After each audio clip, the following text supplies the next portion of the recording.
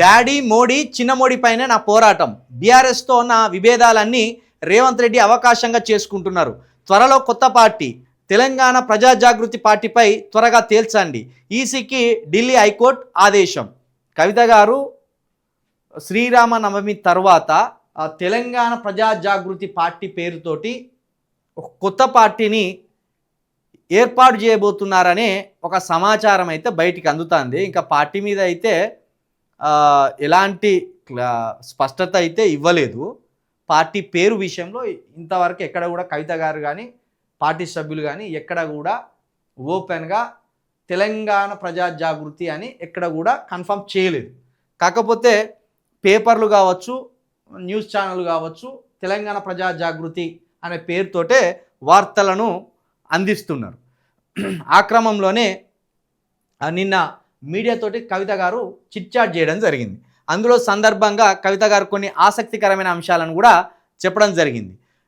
కవిత గారు పార్టీ ఏర్పాటు చేస్తే ముఖ్యంగా బీఆర్ఎస్ మీద అదే స్థాయిలో ఫైటింగ్ ఉంటుంది, బీజేపీ మీద అదే స్థాయిలో ఫైటింగ్ ఉంటుంది.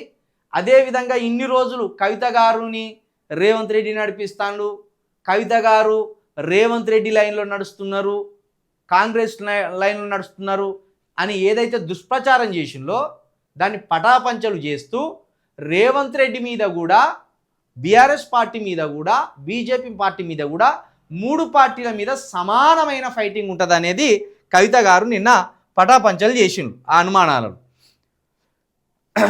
నేను బీఆర్ఎస్కి దూరం అయ్యాక నిజామాబాద్లో బీఆర్ఎస్ బాగా నష్టపోయింది. నిజానికి ఆ జిల్లే నష్టపోయింది. కవిత గారు ఎంపీగా ఉండి అక్కడ ఎమ్మెల్యేలందరికీ అందుబాటులో ఉండి అక్కడ క్యాడర్ని బలోపేతం చేసేటోళ్ళు.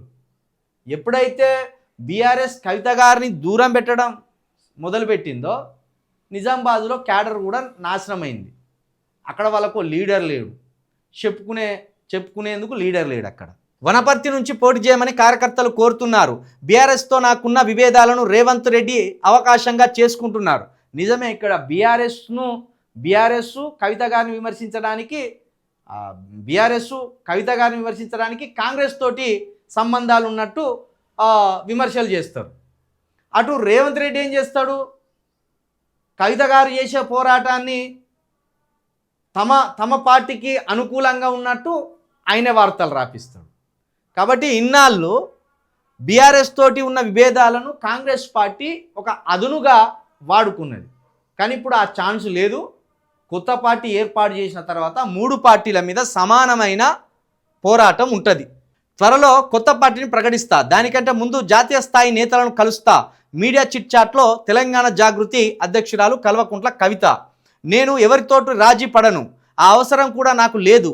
నా పోరాటం అంతా డాడీ కేసీఆర్, మోడీ ప్రధానమంత్రి, చిన్న మోడీ సీఎం రేవంత్ రెడ్డి పైనే అని తెలంగాణ జాగృతి అధ్యక్షురాలు కల్వకుంట్ల కవిత వ్యాఖ్యానించారు. తెలంగాణ జాగృతి కార్యాలయంలో గురువారం ఆమె మీడియా చిట్చాట్లో మాట్లాడారు. తాను బీఆర్ఎస్కు దూరమైన తర్వాత నిజామాబాద్ జిల్లాలో ఆ పార్టీ పూర్తిగా నష్టపోయిందన్నారు. ఆదిలాబాద్, ఖమ్మం, నిజామాబాద్ జిల్లాల్లో జాగృతి పార్టీ ప్రభావం ఎక్కువగా ఉంటుందని అభిప్రాయపడ్డారు. దక్షిణ తెలంగాణ, ఉత్తర తెలంగాణ అని కాదు, చాలా చోట్ల నుంచి తనను ఎన్నికల్లో పోటీ చేయమంటున్నారని, ఇటీవల వనపర్తి నుంచి పోటీ చేయాలని జాగృతి కార్యకర్తలు కోరుతున్నారని తెలిపారు. అయితే ఎన్నికల్లో ఎక్కడి నుండి పోటీ చేయాలనే విషయాన్ని సమయానికి అనుగుణంగా నిర్ణయించుకుంటానని చెప్పారు. బీఆర్ఎస్తో తనకున్న విభేదాలను సీఎం రేవంత్ రెడ్డి అవకాశంగా తీసుకుంటున్నారని ఆరోపించారు. తనకు ఎటువంటి భేషజాలు లేవని, అందరినీ కలుపుకొని పోవాలని నిర్ణయించుకున్నట్లు తెలిపారు. భవిష్యత్తులో విశారదన్, ప్రజా సంఘాలు, CPM, CPI, ML, new democratic పార్టీలతో కలిసి పోరాటం చేస్తామని వెల్లడించారు. సామాజిక తెలంగాణ ధ్యేయంతో సర్వోదయ రాష్ట్రం దిశగా ముందుకు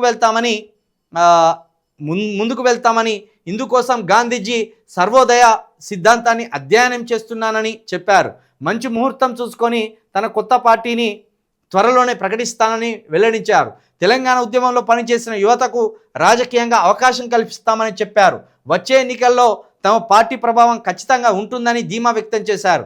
అయితే పార్టీ ప్రకటనకు ముందే శ్రీరామనవమి తర్వాత పలువురు జాతీయ స్థాయి నేతలను కలవనున్నానని కవిత తెలిపారు. కాగా తెలంగాణ ప్రజా జాగృతి పేరిట కవిత కొత్త పార్టీని త్వరలోనే ప్రారంభించనున్నట్లు తెలుస్తుంది. మొత్తానికి కవిత గారు పార్టీ పెట్టబోతున్నారు. ఏప్రిల్ మొదటి వారంలో లేదా మే మొదటి వారంలో కవిత గారి పార్టీ అనౌన్స్మెంట్ రాబోతున్నట్టు కూడా మనకు అర్థమవుతుంది. ఇక్కడ ఏ పార్టీతోటి కూడా పొత్తు ఉండదు. కాంగ్రెస్ తోటి, బీజేపీ తోటి, బీఆర్ఎస్ తోటి, ఈ 3 ప్రధాన పార్టీలతోటి పొత్తులు ఉండవు. పైగా అభ్యుదయ భావాలు, ప్రగతిశీల భావాలు ఎవరికైతే ఉంటాయో ఆ పార్టీలతోటి కలిసి నడుస్తామని కూడా కవిత గారు చెప్తున్నారు. అందులో ముఖ్యంగా విశారదన్ మహారాజ్ గారితో కవిత గారి కాంబినేషన్ ప్రస్తుతం తెలంగాణ రాజకీయాల్లో ఒక పెను సంచలనంగా, ఒక అద్భుతమైన మార్పుగా కూడా మాట్లాడుకుంటున్నారు. కవిత గారు విశారదన్ గారి కాంబినేషన్ ఒక అద్భుతమైన కాంబినేషన్గా కూడా రాజకీయ వర్గాలలో కావచ్చు, ప్రజల్లో కావచ్చు ఒక చర్చ అయితే సాగుతుంది. మరి ఎన్నికల నాటికి గనక ఆ కాంబినేషన్ అట్లనే కంటిన్యూ అయితే, ఆ కాంబినేషన్తో పాటు ఇంకా ప్రగతిశీల పార్టీలు, ఏది ఎస్సీ బీసీ ఎస్టీలను కావచ్చు, తెలంగాణ రాష్ట్ర వాదాన్ని కావచ్చు, ఏ పార్టీలు అయితే భుజాన వేసుకుంటాయో ఆ పార్టీలన్నింటితోటి కూడా కలిసి నడుస్తామని కవిత గారు ఒక మాటగా చెప్తున్నారు. నేను చెప్తే కొంత ఎక్కువ అవుతుంది కావచ్చు, కానీ ఎక్కువ అనుకుంటారు కావచ్చు, కానీ నిన్న ఉగాది సందర్భంగా కవిత గారు మాట్లాడిన ప్రసంగాన్ని ఒక్కసారి మీరు చూడండి. తెలంగాణలో ఉన్న రాజకీయ నాయకులకు కవిత గారికి స్పష్టమైన వ్యత్యాసం ఉంటుంది.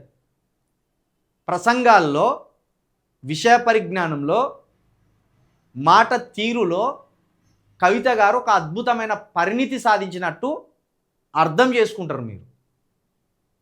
ప్రతి విషయం మీద కవిత గారు చాలా సుస్పష్టంగా విషయ పరిజ్ఞానాన్ని కలిగి ఉన్నారు. నిన్న ఉగాది ప్రసంగం తప్పకుండా చూడండి. ఈ కొత్త పార్టీ ద్వారా తెలంగాణలో కొత్త రాజకీయ నాయకులు రావాలని మేము మనస్ఫూర్తిగా కోరుకుంటున్నాం. కవిత గారి పార్టీ ఒక వజ్రాయుధంలాగా ఈ తెలంగాణ యువతకు అందించాలని కూడా మేము కోరుకుంటున్నాం. ఎస్సీ బీసీ ఎస్టీలకు కవిత గారి పార్టీలో అద్భుతమైన స్థానం ఉంటుంది. ఏదైతే సామాజిక న్యాయం అనే అంశం ఉన్నదో ఆ సామాజిక న్యాయాన్ని కవిత గారు ఏర్పాటు చేయబోయే పార్టీ ద్వారా సాధించి తీరుతామని కూడా చెప్పదలుచుకున్నాం.